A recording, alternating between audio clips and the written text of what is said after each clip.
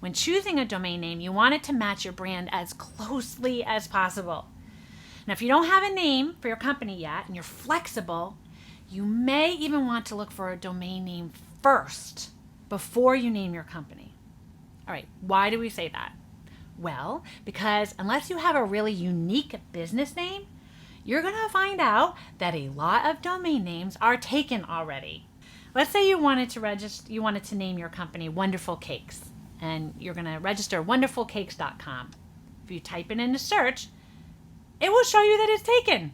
Even if there's no actual website at the domain name when you go to wonderfulcakes.com. It's not available because someone out there is squatting on it.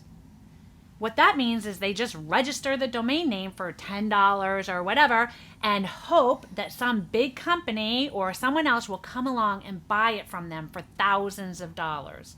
It happens a lot. So it may take some creativity to find a domain name that matches your brand and is available. Again, if you haven't chosen a specific business name yet, you can also use a tool like businessnamemaker.com, and it will give you a ton of ideas for business and domain names. You can simply, click to see which domain names are available.